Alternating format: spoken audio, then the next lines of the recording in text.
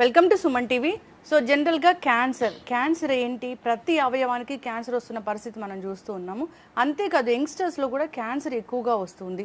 2040 కల్లా ఎక్కువగా కేసులు నమోదవుతున్నాయి. ఇది ఒక లైఫ్ స్టైల్ డిజార్డర్ అవ్వబోతుంది అంటున్న నేపథ్యంలో అసలు ఎలాంటి జాగ్రత్తలు తీసుకోవాలి, ఈ క్యాన్సర్ని ముందుగానే గుర్తించవచ్చా, వచ్చాక అడ్వాన్స్ ట్రీట్మెంట్స్ అంటే ఏమున్నాయి, పూర్తి వివరాలు తెలుసుకుందాం. మనతో పాటు ప్రముఖ medical oncologist doctor Satvik Raghuram ఉన్నారు from Banjara Hills Care hospital. Doctor గారు నమస్తే అండి. నమస్తే అండి. డాక్టర్ గారు, జనరల్గానే క్యాన్సర్ అంటే ఒకప్పుడు ఎక్కడో ఒకటి అర కేసులు వినేవాళ్ళము. ఇప్పుడు అట్లా కాదు, ఎక్కడ చూసినా ఎక్కువగా క్యాన్సర్ వస్తుందని వింటున్నాము. అంటే ప్రతి అవయవానికి కూడా క్యాన్సర్ వస్తూ ఉంది. యంగ్స్టర్స్లో క్యాన్సర్ వస్తుంది. ఈ క్యాన్సర్ సెల్ బాడీలో స్టార్ట్ అవుతుందంటే అసలు ఎట్లాంటి లక్షణాలు కనిపిస్తాయి, ఎవరికి వస్తుంది? క్యాన్సర్ సెల్ లక్షణాలు అనేటప్పటికండి ఏ బాడీ ఆర్గన్కి క్యాన్సర్ వచ్చిందో దాన్ని బట్టి ఉంటుంది. ఫర్ ఎగ్జాంపుల్ ఇప్పుడు లంగ్ క్యాన్సర్ తీసుకున్నారనుకోండి, ఫస్ట్ వచ్చే సిమ్టమ్ కాఫ్, లేదంటే చెస్ట్ పెయిన్ రావడం, లేదంటే ఊపిరి తీసుకోవడానికి ఇబ్బందిగా ఆయాసంగా ఉండడం, ఇలాంటివి. లేటర్ స్టేజెస్లో దగ్గితే బ్లడ్ పడడం కానీ, లేదంటే బాడీలో ఇంకెక్కడైనా స్ప్రెడ్ అయితే దాని ప్రకారం సిమ్టమ్స్ ఉంటాయి. సో ఇవే సిమ్టమ్స్ ఉంటే క్యాన్సర్ అని చెప్పడానికి ఉండదు. సో ఈ లంగ్ ఇలా ఉంటుంది. అదే మీరు స్టమక్ క్యాన్సర్ తీసుకెళ్ళారనుకోండి, డైజెషన్ సరిగా అవ్వకపోవడము, తిన్నా కానీ వెయిట్ లాస్ అవుతూ ఉండడము, ఇలాంటి సిమ్టమ్ ఉంటుంది. నాన్ స్పెసిఫిక్ గ్యాస్ట్రైటిస్ అనుకొని చాలామంది మిస్ అవుతూ ఉంటారు అనమాట. బట్ అదే over period of time stomach cancer లాగా వస్తుంది. So each organ symptom completely డిఫరెంట్గా ఉంటుంది. ఒకటే ర్యాండమ్గా ఒక సిమ్టమ్ అట్లా ఉండదు. కానీ బ్రాడ్లీ స్పీకింగ్ కొన్ని సింపుల్గా ఎలా గుర్తుపెట్టుకోవాలంటే, ఏ సిమ్టమ్ అన్నా బాడీలో వచ్చింది, ఒక 3 to 4 weeks ట్రీట్మెంట్ తీసుకున్నారు డాక్టర్ దగ్గర కన్సల్ట్ అయ్యి, బట్ అది బాగా కావట్లేదు, స్టిల్ పర్సిస్ట్ అవుతుంది, అప్పుడు అది బ్యాక్గ్రౌండ్లో ఏమైనా క్యాన్సర్ ఉందా లేదా అనేది చెక్ చేసుకోవాల్సి ఉంటుంది. So that is a basic rule. 3 to 4 weeksలో ఏ ప్రాబ్లమ్ సెట్ కాలేదు అంటే క్యాన్సర్ కాదు రూల్ అవుట్ చేసుకోవడం మంచిది. అది ఏదైనా సరే, ఫీవర్ కావచ్చు, కొన్ని క్యాన్సర్స్, లింఫోమాస్, లుకీమియాస్, ఇలాంటి క్యాన్సర్స్ అన్ని ఫీవర్ రూపంలోనే వస్తాయి. అండ్ ఫీవర్కి ట్రీట్మెంట్ నడుస్తూ ఉంటుంది. చాలాసార్లు అది ట్యూబర్ క్లాసిస్ అని టీబీ ట్రీట్మెంట్ నడుస్తూ ఉంటుంది. అలా 3-4 months డిలే అయ్యాక తర్వాత క్యాన్సర్ అని డయాగ్నోస్ అవుతూ ఉంటుంది. సో ఎనీ సిమ్టమ్ 1 month లోపల బాగా కావట్లేదు అంటే better to rule out cancer. ఇప్పుడు అందరూ చెప్పేది ఏంటంటే క్యాన్సర్ ఒక బీపీ, షుగర్లు ఎలా ఉన్నాయో అట్లా క్యాన్సర్ అనేది వస్తుంది. ఇది ఒక లైఫ్ స్టైల్ డిజార్డర్ అయిపోయిందని. ఎక్కడ ఏం మిస్టేక్ చేయడం వల్ల క్యాన్సర్ అనేది వస్తుంది? అంటే ఒక మిస్టేక్ అని కాదండి, మల్టిపుల్ మిస్టేక్స్ జరగడం వల్ల. అండ్ అరౌండ్ 40 to 50% అంటే majority of the cancers are because of life style disorders అనమాట. ఇప్పుడు లేటెస్ట్గా ఎక్కువగా చూస్తుంది ఏంటంటే ఈ అల్ట్రా ప్రాసెస్ ఫుడ్స్ ఎక్కువ తినడం. అంటే రెడీ టు మేక్ ఫుడ్ ఉంటుంది కదా, ఈ అల్ట్రా ప్రాసెస్ ఫుడ్, తర్వాత ఎక్కువ బయట తింటుంటారు. సో ఆయిల్ ఏది వాడతారు, దేర్ ఇస్ నో ప్యూరిటీ ఎంత మంచిది అనేది. తర్వాత అదే వాడిన ఆయిల్ని మళ్ళీ రీయూజ్ చేస్తుంటారు. సో అట్లా రీయూజ్ చేయడం వల్ల కూడా కెమికల్స్, హార్మ్ఫుల్ కెమికల్స్ అన్నీ ఉంటాయి, which are DNA damaging chemicals. And next simple things చాలా మంది మిస్ అయ్యేది ఏంటంటే, వర్క్లో కానీ లేదంటే ఈవినింగ్ ఇంటికి వెళ్ళాక కానీ సిట్టింగ్ ఫర్ లాంగ్ అవర్స్, ఎక్కువసేపు కూర్చో ఉంటారు. ఒక డే 24 hours ఉంటే 6 to 8 hours కూర్చొనే ఉంటారు. తర్వాత ఫిజికల్ యాక్టివిటీ అలాంటిది ఏమి ఉండదు. ఇది లాంగ్ టర్మ్లో స్టార్టింగ్లో తెలియదు, యంగ్ ఏజ్లో తెలియదు, but by the time they touch 60-65 ఈ సెడెంటరీ లైఫ్ స్టైల్ హ్యాబిట్స్ అనేది ప్రాబ్లం అవుతూ ఉంటుంది. మూడోది ఒబేసిటీ, ఎక్కువగా లావుగా ఉండడం వల్ల దానివల్ల మల్టిపుల్ ఎండోమెట్రియం క్యాన్సర్ని, కోలాన్ క్యాన్సర్ అనేసి. అంటే ఎందుకు ఇవన్నీ ఇగ్నోర్ చేస్తుంటారు? సెడెంటరీగా ఉండడం పెద్ద సిమ్టమ్ ఏం కాదు, నార్మలే అనుకుంటారు. నేను పని చేస్తున్నాను కదా, కూర్చొని పని చేస్తాను కదా అనుకుంటారు. లావుగా ఉంటే చాలామంది డైటింగ్ చేసి తగ్గచ్చు, లేదంటే జెనెటిక్గానే మేము లావుగా ఉంటామని ఇగ్నోర్ చేస్తుంటారు. బట్ క్యాన్సర్ అనేది ఎట్లా ఉంటుంది అంటే, ఈ రోజు ఒక హ్యాబిట్ చేయడం వల్ల రేపు మార్నింగ్ క్యాన్సర్ వచ్చేది. ఈ హ్యాబిట్స్ అన్ని ఒక 10 to 20 years కంటిన్యూస్గా చేయడం వల్ల లాంగ్ టర్మ్లో వచ్చే జబ్బు క్యాన్సర్ అనమాట. ఎల్డర్లీ వాళ్ళకైతే డైజెషన్ ప్రాబ్లమ్స్ ఉంటాయి, యంగ్ వాళ్ళు ఏది తిన్నా బాగానే డైజెషన్ అవుతూ ఉంటుంది. సో ఈ 20 years 30 years ఏజ్ టైంలో ఈ అల్ట్రా ప్రాసెస్ ఫుడ్ తినడం, బయట ఎక్కువ తినడం, సెడెంటరీగా ఎక్కువ ఫిజికల్ యాక్టివిటీ చేయకపోవడం, ఒబేసిటీ ఉండడం, ఆల్కహాల్ లేదంటే స్మోకింగ్ ఇలాంటి అలవాటు చేసుకోవడం. సో బాడీ యంగ్గా ఉన్నప్పుడు ఇట్ టాలరేట్ ఎవ్రీథింగ్. బట్ ఇదే వాళ్ళు 40 దాటి 50-60sకి వచ్చేటప్పటికి ఇవన్నీ బాడీ డ్యామేజ్ క్యాన్సర్ లాగా మేనిఫెస్ట్ అవుతుంది. ఇప్పుడు జనరల్గా కూడా క్యాన్సర్ని ముందుగానే గుర్తించవచ్చు, రకరకాల స్క్రీనింగ్స్ ఉన్నాయి, టెస్ట్లు ఉన్నాయి అని చెప్తూ ఉంటారు. అట్లాంటివి అసలు ఏముంటాయి, ముందుగానే గుర్తించాలి అంటే ఏ ఏజ్లో మనము అసలు ఒక టెస్ట్ కోసం వెళ్ళాలి క్యాన్సర్ అంటే? స్క్రీనింగ్ టెస్ట్లు అంటారు వీటికి. సో స్క్రీనింగ్ టెస్ట్లు అన్ని క్యాన్సర్కి లేవు, కొన్ని క్యాన్సర్స్కి ఉన్నాయన్నమాట. ఫర్ ఎగ్జాంపుల్ బ్రెస్ట్ క్యాన్సర్కి మ్యామోగ్రామ్ అని స్క్రీనింగ్ టెస్ట్ ఉంది. సో అందరూ 40 years ఏజ్ వచ్చిన ఆల్ ఉమెన్ లేడీస్ అందరూ 40 years ఏజ్ వచ్చినప్పటి నుంచి ఇయర్కి ఒకసారి మ్యామోగ్రామ్ టెస్ట్ చేసుకుంటూ ఉండాలన్నమాట. అండ్ రెండోది లంగ్ క్యాన్సర్కి కూడా ఇలాంటి స్క్రీనింగ్ టెస్ట్ ఉంది. కాకపోతే అందరికీ కాదు, ఎక్కువగా స్మోక్ చేస్తున్న వాళ్ళు, ఒక 30 ఇయర్స్ నుంచి స్మోకింగ్ అలవాటు ఉన్న వాళ్ళు సిటీ స్కాన్ ఇయర్కి ఒకసారి చేసుకోవడం మంచిది. బట్ ఇది రెగ్యులర్గా ఉన్న పేషెంట్స్కి అనమాట. కాకపోతే కొంతమందికి ఫ్యామిలీలో క్యాన్సర్ హిస్టరీ ఉంటుంది, ఆర్ వాళ్ళకే బాడీలో జెనెటిక్ మ్యూటేషన్స్ ఉంటుంది, వాళ్ళకి స్క్రీనింగ్ వేరేగా ఉంటుంది. ఇప్పుడు ఫ్యామిలీలో ఆల్రెడీ క్యాన్సర్ హిస్టరీ ఉందనుకోండి, ఫర్ ఎగ్జాంపుల్ వాళ్ళ ఫ్యామిలీలో 50 ఇయర్స్లో ఒక మనిషికి క్యాన్సర్ వచ్చింది. సో నెక్స్ట్ ఫ్యామిలీ మెంబర్స్ ఒక 10 ఇయర్స్ ముందు 40 ఇయర్స్ నుంచే ఆ పర్టికులర్ క్యాన్సర్ ఏది వచ్చిందో ఆ స్క్రీనింగ్ టెస్ట్ అన్ని చేసుకుంటూ ఉండాలి. ఈ జెనెటికల్గా వచ్చే క్యాన్సర్స్ ఓన్లీ బ్రెస్ట్ క్యాన్సరేనా, ఇంకా ఏమున్నాయి? లేదు, జెనెటిక్గా వచ్చే క్యాన్సర్ చాలా, బ్రెస్ట్ చాలా ఎక్కువగా స్పోకన్ అవుట్ కాబట్టి సెలబ్రిటీస్ కూడా చాలా మందికి వచ్చి వాళ్ళ అవేర్నెస్ క్రియేట్ చేశారు కాబట్టి బ్రెస్ట్ క్యాన్సర్ ఎక్కువగా తెలుసు అనమాట. బట్ బ్రెస్ట్ కాకుండా ఓవరీ క్యాన్సర్, మన colon cancer, stomach cancer, lung cancer, ఇవన్నీ కూడా జెనెటిక్గా రావచ్చు. ఏదైనా ఒక రక్త పరీక్ష ఉంటుంది అంటే ఈ మధ్య చాలా వైరల్ అవుతుంది, రక్త పరీక్ష చేయించుకోండి క్యాన్సర్ అనేది బయటపడుతుంది అని, అట్లాంటిది నిజంగానే మ్యాజిక్ చేసే టెస్ట్ ఉందా? అన్ఫార్చునేట్గా ఇప్పటి వరకు అయితే ఒక సింగిల్ బ్లడ్ టెస్ట్ చేసి మీకు ఫ్యూచర్లో క్యాన్సర్ వస్తుంది అని చెప్పే టెస్ట్ అయితే ఏమీ లేదు. బట్ ఈ జెనెటిక్ ప్రాబ్లమ్స్ ఏవైతే ఉంటాయో ఆ టెస్ట్లు అయితే ఉన్నాయి. బ్లడ్ టెస్ట్ చేసి బాడీలో జీనోమిక్ అనాలిసిస్ టెస్ట్ చేసి జెనెటిక్ ఏమైనా ప్రాబ్లం ఉందా లేదో చెప్పగలుగుతారు. ఆ టెస్ట్లో కూడా ప్రాబబిలిటీ ఆఫ్ క్యాన్సర్ ఎంత రావచ్చు అని చెప్తారు, కానీ మీకు కంపల్సరీ క్యాన్సర్ వస్తుంది ఈ ఏజ్కి వస్తుందని మాత్రం ఎవరు ఏం చెప్పలేరు. అలాంటి టెస్ట్ ఇప్పటివరకు అయితే లేదు. అసలు ఎందుకు ఆ డిఎన్ఏ అనేది డిస్టర్బ్ అవుతుంది బాడీలో? అంటే ఒక ఫుడ్ తీసుకుంటారు, ఆ ఫుడ్ వల్ల వాళ్ళ డిఎన్ఏ డిస్టర్బ్ అవుతుంది, అదే క్యాన్సర్ సెల్గా మారుతుంది, ఇట్లా వింటూ ఉంటాం కదా. అలాంటి ఫుడ్స్ ఏముంటాయి, ఇంకా ఏదైనా కారణాల వల్ల ఆ డిఎన్ఏ చేంజ్ అయ్యి క్యాన్సర్ సెల్గా మారుతుందా? ఇన్ఫ్లమేషన్, క్రోనిక్ ఇన్ఫ్లమేటరీ కండిషన్స్ అంటుంటాం అనమాట. ఇప్పుడు బాడీ ఎప్పుడు ఎక్కువ స్ట్రెస్లో ఉందనుకోండి, సో ఇన్ఫ్లమేషన్ అనేది జ్వరం రూపంలో కానీ లేదంటే హెడేక్ లాగా కానీ అట్లా డైరెక్ట్గా మేనిఫెస్టేషన్ ఉండదు. బాడీ స్ట్రెస్లో ఉంటుంది, లోపల ఇన్ఫ్లమేషన్ జరుగుతూ ఉంటుంది. ఇన్ఫ్లమేషన్ మీకు సింపుల్గా చెప్పాలి అంటే చిన్న ఫైర్ లాగా ఒక లోపల డ్యామేజ్ జరుగుతూ ఉంటుంది. సో బాడీ నైజం ఏంటంటే ఒక సెల్ డ్యామేజ్ అయింది అనుకోండి, దానికి రీప్లేస్మెంట్గా ఇంకో సెల్ని రిక్రియేట్ చేయాలి. సో సెల్ ఫామ్ అవ్వాలంటే డిఎన్ఏ లెవెల్ నుంచే స్టార్ట్ అవుతుంది, బిల్డింగ్ బ్లాక్స్ డిఎన్ఏ నుంచే స్టార్ట్ అవుతాయి అనమాట. సో కాన్స్టెంట్గా ఇన్ఫ్లమేషన్ ఉండడం వల్ల కాన్స్టెంట్గా సెల్స్ డ్యామేజ్ అవుతూ ఉంటాయి. సో బాడీ రికవరీ ప్రాసెస్ అవుతూ ఉంటుంది. సో డిఎన్ఏ మళ్ళీ కొత్తగా సింథసిస్ అవ్వాలి, దాంతో సెల్ ఫామ్ అవుతూ ఉండాలి. సో ఈ ప్రాసెస్ అంత కంటిన్యూస్గా జరుగుతున్నప్పుడు ఎప్పుడో ఒకసారి ఆ ప్రాసెస్లో మిస్టేక్ జరుగుతుంది. సో అప్పుడు ఈ డిఎన్ఏ నార్మల్ ఫామ్ కాకుండా అబ్నార్మల్ డిఎన్ఏ ఫామ్ అవుతుంది. ఈ అబ్నార్మల్ డిఎన్ఏ నార్మల్ సెల్ కాకుండా అబ్నార్మల్ సెల్ ఫామ్ చేస్తుంది. Abnormal cell cancer.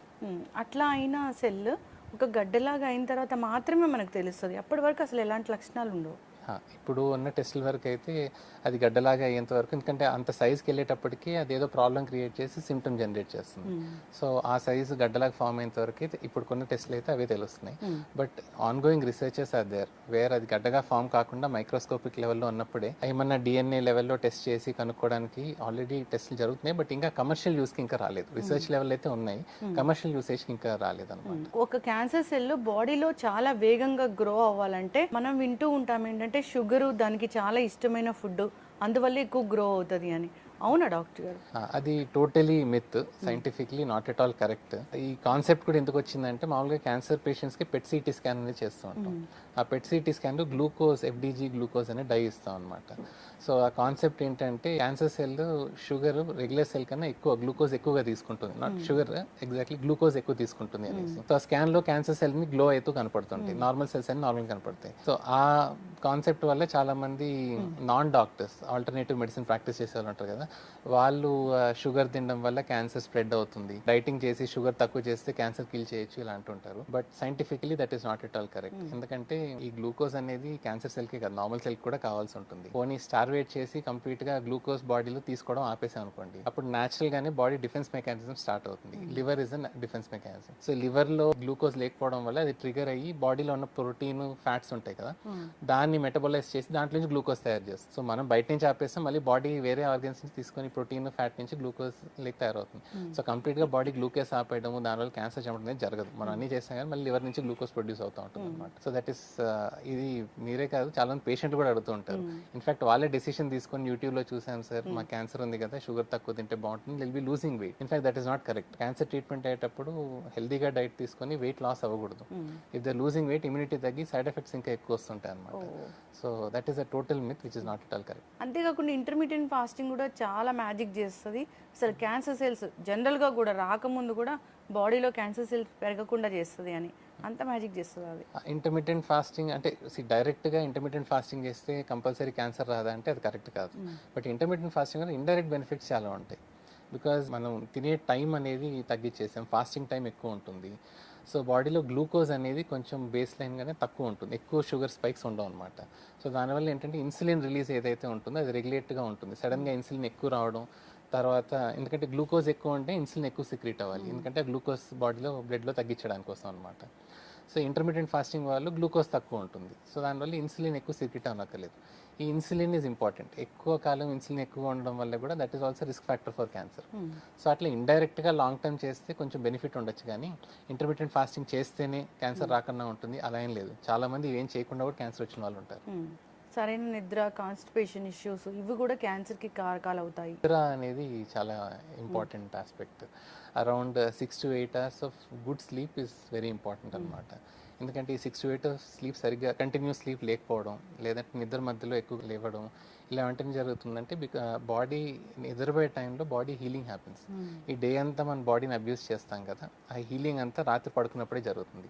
సో ఈ ప్రాపర్ 6 to 8 hours స్లీప్ లేకపోయినా, తక్కువ పడుకుంటున్నా, ఇలాంటి హ్యాబిట్స్ మనకు కొన్ని ఇయర్స్ ఎక్కువగా ఉంటాయి, కానీ that is risk factor for cancer. Constipation ఉన్న వాళ్ళలో కూడా క్యాన్సర్ వచ్చే అవకాశం ఎక్కువ ఉంటుంది. అంటే కాన్స్టిపేషన్ దేని వల్ల ఉంది అనే దాన్ని బట్టి ఉంటుంది. కొన్ని ఇన్ఫ్లమేటరీ బౌల్ కండిషన్స్ ఉంటాయి, అలాంటి వాళ్ళకి అయ్యే ఛాన్స్ ఉంటుంది. కాన్స్టిపేషన్ ఉన్న వాళ్ళకి క్యాన్సర్ ఉండదు. ఇన్ఫ్యాక్ట్ కాన్స్టిపేషన్ ఉన్న వాళ్ళకి క్యాన్సర్ రాదు, బట్ క్యాన్సర్ ఉన్న వాళ్ళకి constipation can be A symptom. ఎందుకంటే కోలాన్ ఇంటెస్టైన్లో క్యాన్సర్ గడ్డ ఫామ్ అయినప్పుడు మోషన్ ఫ్రీగా పాస్ అవ్వలేదు, ఎందుకంటే ఆ గడ్డ బ్లాక్ చేస్తుంటుంది. సో వాళ్ళది కాన్స్టిపేషన్, రెగ్యులర్ కాన్స్టిపేషన్ మందులు తీసుకుంటూ చాలా కాలం నెగ్లెక్ట్ చేస్తూ ఉంటారు. So constipation can be A symptom of cancer, but constipation causing cancer is correct కాదు. ఇప్పుడు ఇంత ఎక్స్పీరియన్స్ ఉన్న డాక్టర్ మీరు అయితే, ఒక కోలన్ క్యాన్సర్ యంగ్స్టర్కి వచ్చింది అనుకోండి, అది ఏ కారణం వల్ల వచ్చిందని మీరు డిటెక్ట్ చేయగలిగారు ఇప్పటి వరకు? అంటే depends again life style habits ఎలా ఉన్నాయి అనేది. ఈ సెడెంటరీగా ఎక్కువ యాక్టివ్గా లేని వాళ్ళలో కొంచెం కోలాన్ క్యాన్సర్ వచ్చే ఛాన్స్ ఉంటుంది. రెండోది వాళ్ళు తినే ఫుడ్, ఎక్కువ ఫైబర్ రిచ్ ఫుడ్ తీసుకోవట్లేదు, గ్రీన్ వెజిటేబుల్ ఫుడ్ అలాంటివి తీసుకోవట్లేదు, హోల్ గ్రెయిన్ ఫుడ్, మన మిల్లెట్స్ కానీ కినోవా కానీ ఇలాంటివి ఎక్కువ తీసుకోవట్లేదు, ఎక్కువ ప్రాసెస్డ్ ఫుడ్, ఆర్టిఫిషియల్ ఫుడ్స్ ఎక్కువ తీసుకుంటాం అనుకోండి, యంగ్ వాళ్ళలో కోలార్ క్యాన్సర్ వచ్చే ఛాన్స్ ఉంటుంది. రెండో కేసెస్ ఎక్కడ కామన్గా చూస్తామంటే ఫ్యామిలీ హిస్టరీ. ఫ్యామిలీలో ఎవరికన్నా మల్టిపుల్ కోలాన్ క్యాన్సర్ హిస్టరీ ఉంటే వీళ్ళకి యంగ్ అరౌండ్ 40-45 ఏజ్ గ్రూప్లోనే కోలాన్ క్యాన్సర్ హిస్టరీ. ఇది కూడా జెనెటికల్గా వస్తుందా? కోలాన్ క్యాన్సర్ కూడా జెనెటికల్గా వస్తుంది. ట్రీట్ చేయగలమా doctor? It is very much treatable. ఏ స్టేజ్లో మనం డయాగ్నోస్ చేయగలిగిన దాన్ని బట్టి ఉంటుంది. ఎర్లీ స్టేజ్ 1, స్టేజ్ 2, స్టేజ్ 3లో ట్రీట్ చేస్తే most of them are curable. Stage 4 వచ్చేటప్పటికి క్యాన్సర్ ఎక్కడ స్ప్రెడ్ అయింది అనే దాన్ని బట్టి స్టేజ్ 4 కూడా కొన్ని క్యూరేటివ్గా ట్రీట్ చేయొచ్చు. అదేంటో డాక్టర్ గారు, విమెన్లో కూడా మనము ఈ లంగ్ క్యాన్సర్ అనేది చూస్తూ ఉంటాము. అంటే వాళ్ళు ఏమి స్మోక్ చేయరు, బయట ఎక్కువ ఎక్స్పోజ్ అవ్వరు, అయినా కానీ లంగ్ క్యాన్సర్ వస్తుంది. అసలు చాలా పెద్దగా అయిపోయి క్రానిక్ స్టేజ్ వెళ్ళేంత వరకు కూడా దాని లక్షణాలు కనపడట్లేదు అంటున్నారు. ఇది ఎందుకంటారు? నాన్ స్మోకర్స్లో క్యాన్సర్ రావడానికి one of the main most important reason వచ్చి air pollution. PM 2.5 particulate matter అని అంటారు అనమాట. అంటే వెరీ అల్ట్రాఫైన్ పార్టికల్స్ అనమాట పొల్యూషన్ నుండి. అవి లంగ్లో ఎంత ఫిల్టర్ చేసినా కానీ అంత ఫిల్టర్ని దాటుకొని కూడా వెళ్ళి లంగ్లో చేరుతూ ఉంటాయి అనమాట. సో దానివల్ల ఏ అలవాటు స్మోకింగ్ కానీ, ఇది ఇండస్ట్రీలో పని చేయకపోయినా కానీ, ఇలాంటి ఏ రిస్క్ ఫ్యాక్టర్స్ లేకపోయినా కానీ, అంటే ఉమెన్ అనే కాదు, ఈవెన్ జెంట్స్లో కూడా స్మోకింగ్ అలవాటు లేని వాళ్ళు లంగ్ క్యాన్సర్ కామన్గా వస్తూ ఉంటుంది. సో దట్ వాళ్ళకి one of the most common risk factor air pollution. చెప్తూ ఉంటారు డాక్టర్ గారు, అసలు బ్యాడ్ హ్యాబిట్సే లేవు, నేను చాలా హెల్దీగా ఉంటున్నాను, యోగా చేస్తున్నాను, కనిపించిన అన్ని హెల్దీ ఈటింగ్ హ్యాబిట్స్ అన్ని ఫాలో అవుతున్నాను, అయినా కానీ క్యాన్సర్ వచ్చిందని పేషెంట్స్ ఒక్కళ్ళైనా చూసారా మీరు? ఒక్కరు కాదండి, చాలా మందే ఉంటారు.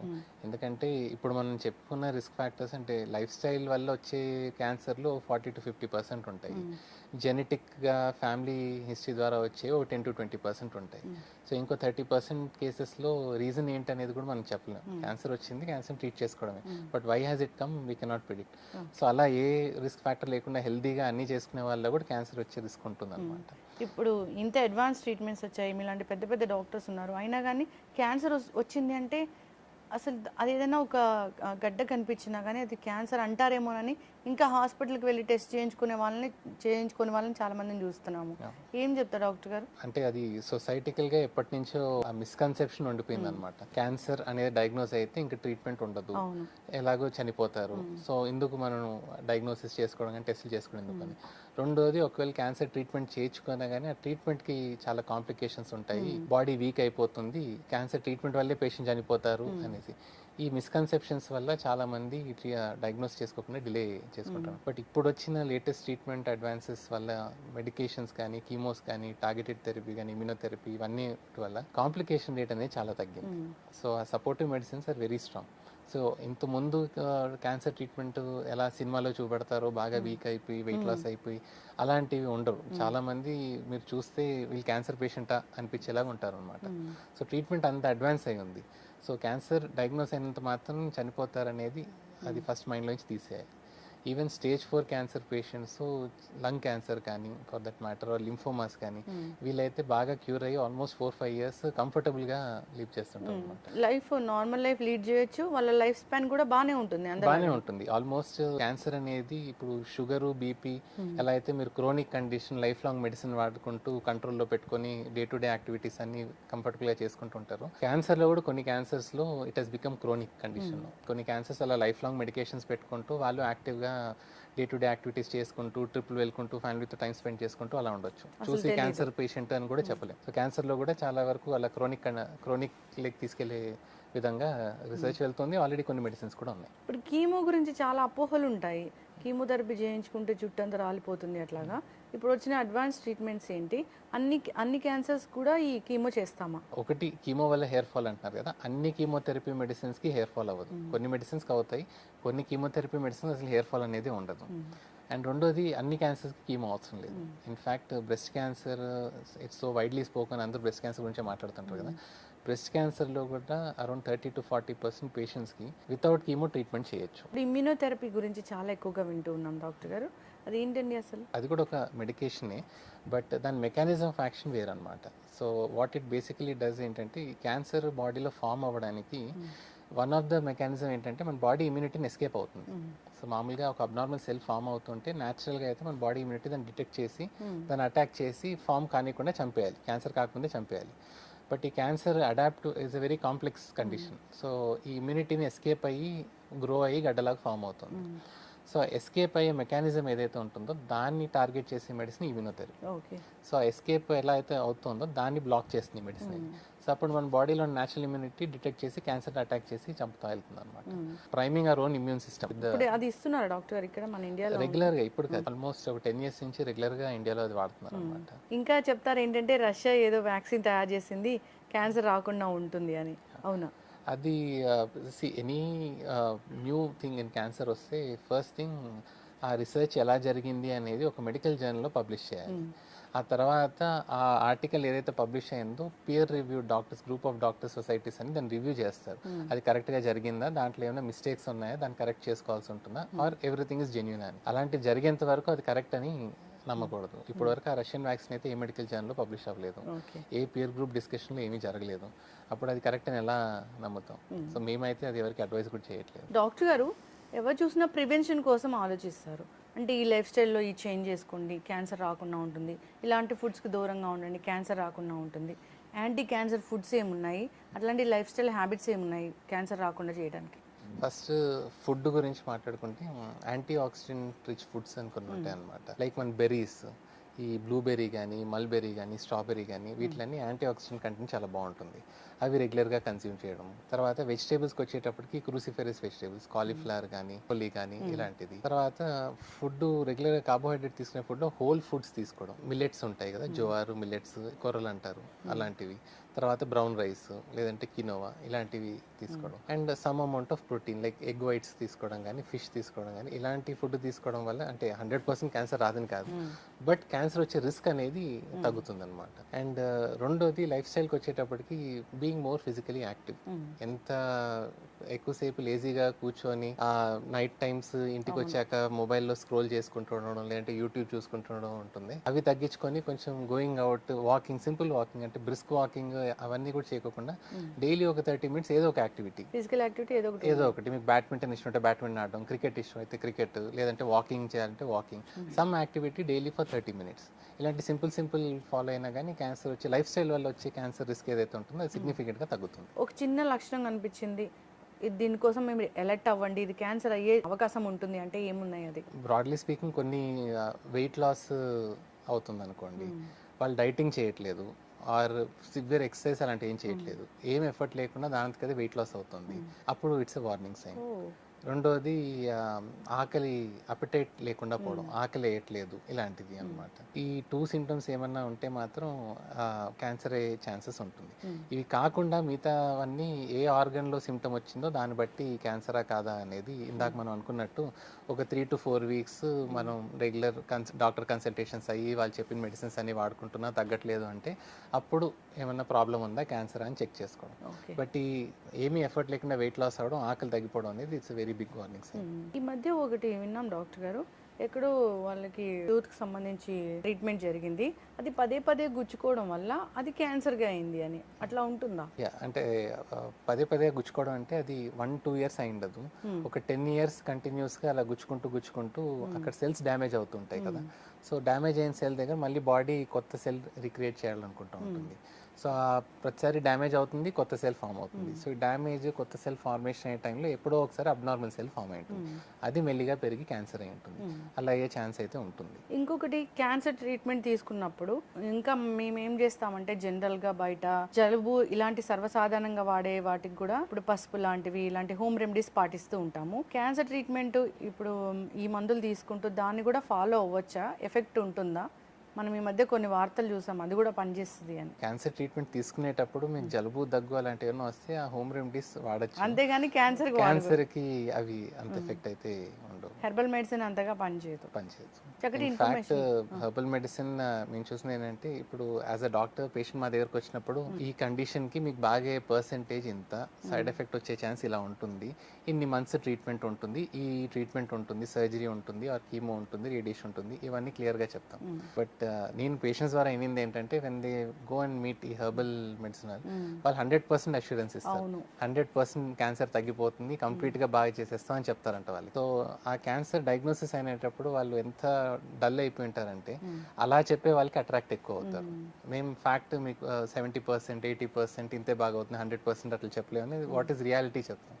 But they get attracted to that 100% tag line. So అట్లా మ్యాజిక్ అనేది ఎక్కడ క్యాన్సర్లో అయితే ఉండదు. ఇంకొకటి కూడా వింటూ ఉంటాం ఏంటంటే, క్యాన్సర్ ఒకరి నుంచి ఒకరికి వస్తుంది అని, అట్లాంటి క్యాన్సర్స్ ఏమైనా ఉన్నాయా? అసలు క్యాన్సర్ ఒకరి నుంచి ఒకరికి అంటువ్యాధి అంటే లైక్ హస్బెండ్ కి క్యాన్సర్ వచ్చింది, వాళ్ళ వైఫ్ కి అలా అంటువ్యాధి లాగా క్యాన్సర్ అయితే స్ప్రెడ్ కాదు. That is not correct. Genetic గా వంశపారంపర్యంగా స్ప్రెడ్ అయ్యే ఛాన్స్ ఉంటుంది, కానీ ఒకరికి ఉంటే ఒకే ఇంట్లో ఉండడం వల్ల క్యాన్సర్ పేషెంట్ తో, ఆర్ ఒకే డైనింగ్ టేబుల్ లో తినడము, ప్లేట్ లో తినడం, ఒకే బెడ్ మీద పడుకోవడం వల్ల అయితే ఒకరికొకరు క్యాన్సర్ అయితే స్ప్రెడ్ కాదు. ఇన్ఫెక్షన్, నిమోనియాలు, జ్వరాలు ఉంటాయి, అలా స్ప్రెడ్ అయ్యే జబ్బు అయితే కాదు. ఎలాంటి కేర్ అవసరం, ప్రత్యేకమైన కేర్ అవసరం క్యాన్సర్ పేషెంట్స్ కి? అది డిపెండ్స్ అండి, వాళ్ళకి ఏ టైప్ క్యాన్సర్ వచ్చింది, ఏం ట్రీట్మెంట్ తీసుకుంటున్నా దాన్ని బట్టి ఉంటుంది. బట్ ఇప్పుడు వచ్చిన లేటెస్ట్ టెక్నాలజీస్ లో అయితే మెజారిటీ వాళ్ళంతా వాళ్ళే కేర్ తీసుకునే పొజిషన్ లో ఉంటారు. మళ్ళీ ఒక సపరేట్ హెల్పర్ పెట్టి వాళ్ళకి కేర్ తీయాల్సిన అవసరం అయితే ఏముండదు. ఒకటి ఇన్ఫర్మేషన్ డాక్టర్ గారు, క్యాన్సర్ వచ్చిందని ఒక పేషెంట్కి చెప్పేటప్పుడు అంటే మీరు ఎంత స్ట్రాంగ్గా ఉంటారో వాళ్ళని కూడా సైకలాజికల్గా అంతే స్ట్రాంగ్గా ఉంచాకనే ఆ విషయం అనేది చెప్తారు. ముందు అక్కడే అసలు స్టార్ట్ అవుతుంది. సైకలాజికల్గా కూడా వాళ్ళు ఎంత ఫిట్గా ఉండాలి అసలు? క్యాన్సర్లో డయాగ్నోసిస్ అయ్యాక అంటే it is very under spoken, చాలా మంది దానికి ఇంపార్టెన్స్ ఇవ్వరు, but it is very important. ఎందుకంటే వాళ్ళు ఎంత పాజిటివ్ ఎనర్జీతో ఉంటే ఆ క్యాన్సర్ ట్రీట్మెంట్ అనేది కూడా అంత బాగా తీసుకుంటారు, అండ్ అవుట్కమ్స్ కూడా అంత బాగుంటాయి. ఎంత నెగిటివ్ ఎనర్జీతో ఉంటే అసలు అనుకోని కాంప్లికేషన్స్ కూడా అన్ఫార్చునేట్ గా వాళ్ళకే అవుతుంటాయి అనమాట. So being strong, being mentally positive has a very big role. ధైర్యంగా ఉంటే క్యాన్సర్ కూడా ఈజీగా తగ్గిపోతుంది. క్యాన్సర్ తగ్గడం ఒకటి, ఆ ట్రీట్మెంట్ కూడా స్మూత్ గా అయిపోతుంది. ఒక్కసారి క్యాన్సర్ వచ్చి తగ్గాక మళ్ళీ వచ్చే అవకాశం ఉంటుంది? అవునండి, ఒకసారి క్యాన్సర్ వచ్చాక మళ్ళీ వచ్చే అవకాశం ఉంటుంది. ఇనిషియల్ గా మన క్యాన్సర్ డయాగ్నోస్ అయినప్పుడు అది ఎంత సైజ్ లో ఉన్నింది, ఎక్కడెక్కడికి స్ప్రెడ్ అయ్యింది అనే దాన్ని బట్టి మళ్ళీ ఫ్యూచర్లో తిరిగి వచ్చే ఛాన్స్ ఎంత అనేది ప్రిడిక్షన్ వేసుకుంటాం అనమాట. సో దాన్ని బట్టి క్యాన్సర్ ట్రీట్మెంట్ అయిపోయాక కూడా ఇంకా ట్రీట్మెంట్ అయిపోయింది ఇక్కడతో కంప్లీట్ క్లోజ్ అనేది చెప్పమన్నమాట. ట్రీట్మెంట్ అంతా అయిపోయాక you are completely cancer free as of now. కాకపోతే నెక్స్ట్ 2 years 5 years దాకా ఫాలో అప్ చేసుకుని చూసుకుంటూ ఉంటాం. మళ్ళీ ఆ క్యాన్సర్ అయినా తిరిగి వస్తుందా రావట్లేదా ఏంటి అనేది ఫాలో అప్ అయితే చేసుకుంటూ ఉంటాం. ఫాలో బికాస్ స్టేజ్ 1 క్యాన్సర్ అయినా కానీ సమ్ అమౌంట్ ఆఫ్ రిస్క్ అయితే ఉంటుంది ఫ్యూచర్లో తిరిగి రావడానికి. ఓకే, జాగ్రత్తలు తీసుకోవాలి. ఏదైనా వైరల్ ఇన్ఫెక్షన్స్ ఇలాంటివి అయితే చాలా తొందరగా వస్తాయి కాబట్టి జాగ్రత్తలు తీసుకోవాలి. ఎస్, చాలా చక్కటి ఇన్ఫర్మేషన్ డాక్టర్ గారు. క్యాన్సర్ ఎక్కువగా పెరిగిపోయింది, ప్రతి అవయవానికి క్యాన్సర్ వస్తుంది, యంగ్స్టర్స్లో ఎక్కువగా క్యాన్సర్ చూస్తున్నాము, 20-40కి ఎక్కువగా క్యాన్సర్ కేసులు నమోదవుతాయి. ఇలాంటి వార్తలు వింటున్న నేపథ్యంలో జనరల్గా జాగ్రత్తలు తీసుకోవాలి. జంక్ ఫుడ్, ఇలాంటి bad habits, alcohol consumption, smoking ఇలాంటివన్నీ మానేస్తే మంచిది. రాకుండా మనం జాగ్రత్త పడవచ్చు, ఎందుకంటే అవి కారకాలు కాబట్టి. అంతేకాకుండా స్క్రీనింగ్ ఉంది, మంచి మందులు ఉన్నాయి, వచ్చినా భయపడాల్సిన పని లేదు, అడ్వాన్స్ ట్రీట్మెంట్స్ ఉన్నాయి. చాలా చక్కటి విషయాలు చెప్పారు. అందరూ కూడా జాగ్రత్తగా ఉండాలని కోరుకుందాం, ఫాలో అవ్వాలి. ధన్యవాదాలు. Thank you.